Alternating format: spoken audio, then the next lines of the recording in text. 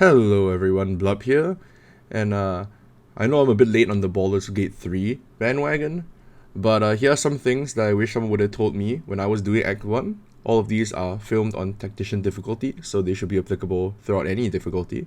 I hope you get some takeaways from this, and enjoy. So the first tip I have for you today is that in this tutorial mission there's actually a boss that is killable even though the story tells you to just move on. These purple pods that you'll find in this room and the next room in the boss room itself will be incredibly useful to do a big burst of damage to help finish it off. Usually this devil boss is meant to kill your ally who's the mind flayer. So our goal will be to try to burst him down as much as possible even though his ability to dodge is very high, as you can see the other three purple tanks in the area.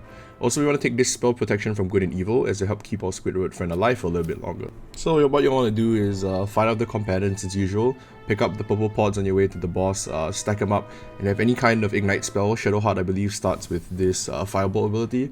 So as you can see, our Squidward friend has died in the previous turn, and so I'm going to ignite the pods and try to stand as far back as possible because the blast radius is pretty big.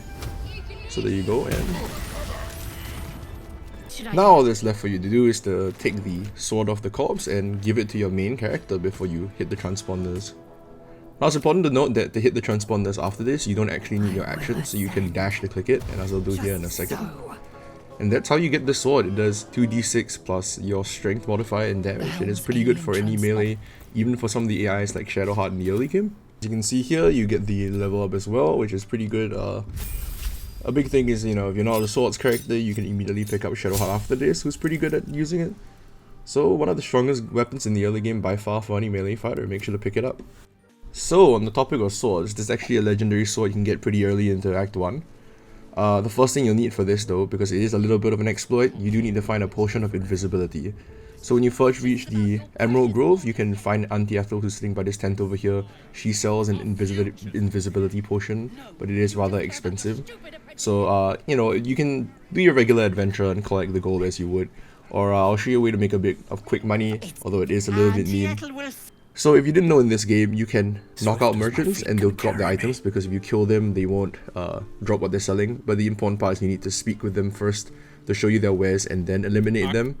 So the guy up here, you can see that they have these tieflings that are watching him, unless you've interacted with them. So we're just going to talk to them, get them to clear out, doesn't matter what you choose here, and then we're going to start a fight.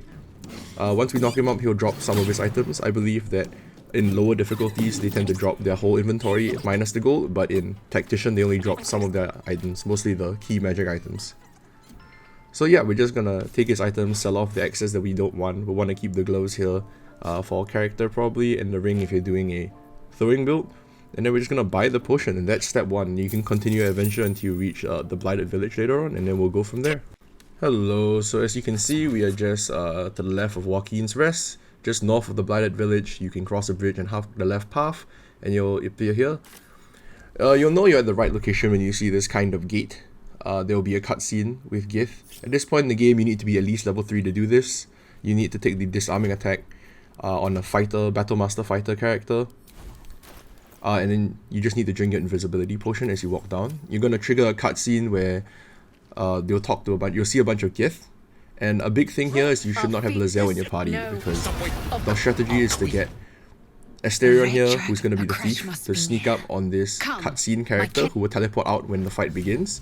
But we're going to disarm him of his weapon, which is the +3 legendary greatsword, before he teleports away. And then we're going to have him pick up the sword if he can, and then die immediately after, because we can resurrect him for 200 gold at Withers safely without pulling all the enemies. But the problem is when you have Lair here, as you're about to see in a second, she tends to teleport. It's best to save here as well, because it's very low chance he actually drops the sword, but I got it here first try. Another big thing you'll notice is on top of the initiative bar, Asterion isn't moving first. So there's a more efficient way to do this to guarantee he picks up the sword, and I'll show it to you in just a second. Right, so here we are, back at camp. There's Withers, he'll help respec Asterion, who's going to be the thief again. A big thing here is that you want to give him high dexterity, because you want him to move first in the initiative so he can pick up the sword and die like he's supposed to. But yeah, it really doesn't matter. As long as you give him a finesse weapon, your chance to hit will be the same. I recommend a dagger, because everyone should have a dagger at that point, and the disarming strike doesn't really care what weapon you use when you hit him with it. So give him high dexterity. As you'll see, I'll dismiss Lair so she doesn't interrupt the cutscene, and then we're going to have a clean steal. Once again, I get really lucky with the roll. Just make sure to save when you're behind, I believe his name is Kithrak, because he has a pretty high chance to not drop the sword. As you'll see this time, because Lair isn't there to talk to you, it'll trigger this cutscene. It really doesn't matter what you pick, because even if you charm them, they'll be angry, so you might as well just start the fight, because I mean, you did hit the guy before the cutscene, so they'll aggro you either way and he'll teleport out. Yep. So you'll pick up the sword and you'll see on the top that Astarion is now moving first in initiative because he's dexterity based. And it guarantees that you're able to pick up this sword and die, or if you're really lucky, you can action search and double dash to this bridge and flee combat, and just teleport to a waypoint after that. There is a big caveat to this sword that I have to tell you in a second, so make sure you're prepared, because you do kind of have to do this fight even after you take the sword, but this gives you the chance to reposition.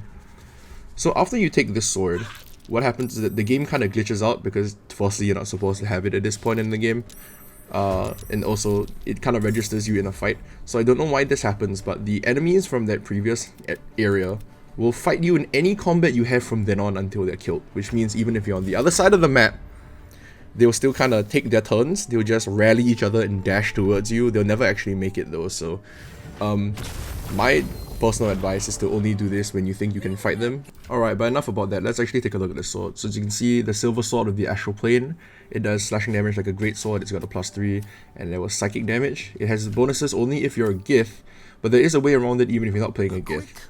Although, let's be honest, gith is the best race, why would you not be playing a gith?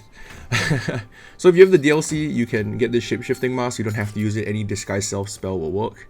So I'm going to show you the damage on it. It's supposed to do psychic damage if you're a gith, and that's a big boost to damage. As you can see here, if I try to hit it with Astarion, you're only going to see grey numbers, which means regular damage. I mean, because I'm not a gith, I don't get the psychic damage.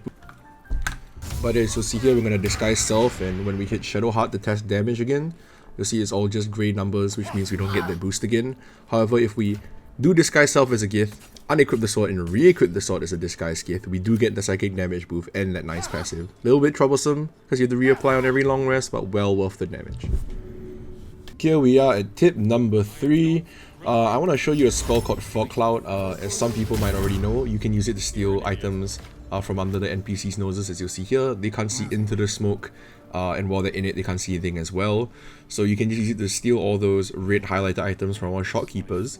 But there's actually an additional use to this effect, which I'll show you in a second. When you combine it with a second level spell called Silence, it actually makes it so no one can see into the area, and also they can't hear anything from the area, which means you can actually slaughter NPCs in the middle of towns around everyone else. And because they can't call for help, nor can they like hear that someone's being assaulted, they'll never know it's you. So if you knock out an NPC in the middle of a town and leave, they'll never know that anything happened. Definitely important for you to take note is to use Fog Cloud first before you cast Silence, as Silence prevents spells from being used in that area. So if you cast Silence first, you won't be able to Fog Cloud in the same area. See, just knock him out, take the items, and I'll teleport here and back here in a second, and no one will be able to know that anything happened. They won't even register that he's down.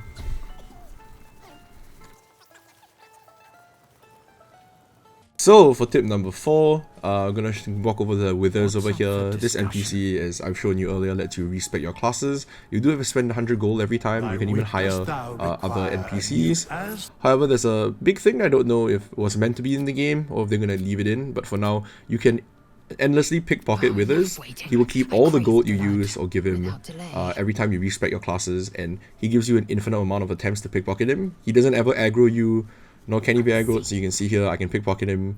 I'm gonna fail, doesn't matter. If I eventually pickpocket him, he's not gonna even get aggroed. I can even shove him, which I'll show you. It just lets it happen. So feel free to respec your class as much as you want, as long as you have the 100 gold, because you can just keep reusing it. So respecs are basically free. Yeah, so you know, go nuts. So on to number 5. As you'll see here, I'm in the Underdark. I'm just southeast of the beach, actually below the sort of wizard's tower, right where you start to ascend the stairs. There's actually this little cubby that you can go to that has a hidden path down. You climb down a rock wall. This leads to a secret area which I actually missed on my first run through. My friend showed it to me. So there are a bunch of fish people down here. For those who play D&D, they're the Kuatoa, the god makers. You'll find them praising a sort of false god that they created out of their minds, and they'll ask you for a sacrifice. So I would think that most people would either kill these guys or expose the god, which you can do if you're doing a good playthrough, but there is a sort of secret permanent buff you can get. So if you see, you talk to these guys to ask for a sacrifice, you can point out that their god is wrong, and then you can tell him that you give him a sacrifice. Now the weird part about this is that you can choose to sacrifice one of your own friends.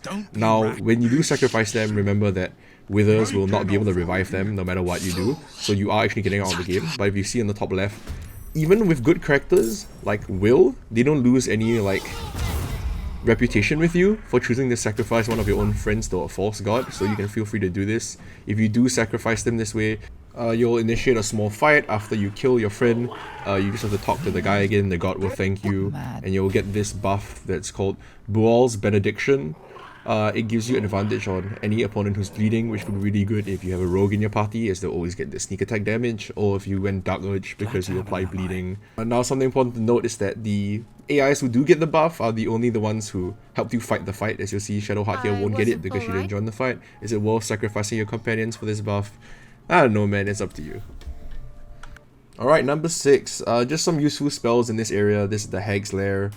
You're not gonna spoil how you get here in the story, but a very big spell to have in this part where you see these flowers is Featherfall. Or you can use a scroll if you don't have a Featherfall as a spell, but you do need Magic Missile later on for a very important part, especially if you're playing on Tactician. Reason you need this is because these flowers do explode and poison you, and you can't rest in this area as it's a danger zone. So using the Featherfall, it's very easy to avoid all the flowers by just leaping all the way down. So when you get to this part of the Hag's Cave, you gotta prepare for a fight. When the fight starts, Ethel will throw a firebomb, which sets the hostage on fire. The timer will tick down, but it's not too big of a concern. As you'll see, I just recommend disconnecting your character with Magic Missile here and having them stealth to a separate area to start the fight.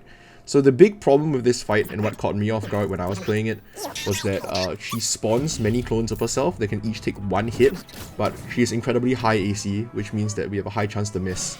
So a way to get around that is if you use the character with Magic Missile always hits a target, and can hit multiple targets at once. So even if you don't use the character with Magic Missile to sneak and start the fight, it still helps pop many of these clones. Now the clones are incredibly deadly because each of them have an attack or a spell that will make her guarantee crit against you.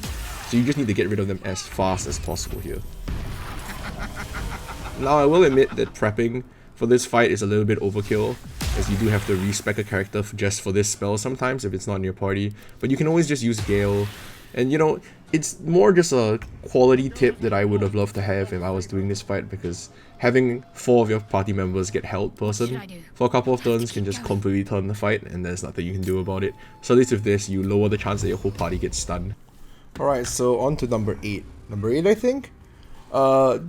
It's Longstrider. My god, I didn't think it'd be that good of a spell, but actually it's a ritual spell, so it doesn't use a spell slot. It gives everyone an extra 3 meters movement speed, which means all small races become the same speed as normal races, and normal races would just get a bonus speed. Why would you not want this? Just why, right? It's so good. And I didn't even know this until like Act 3. So here we are, number 9, we're at the Grymm fight. A very notorious boss fight. As you can see, my party's kind of struggling here. Playing with some friends at the time. So this boss has a mechanic where it needs to be superheated, so it stepped in the lava recently in order to take damage, and also it targets whoever last hit him, so you want to bait him to the center to get the piston to drop on him when you pull lever. Now most people know this.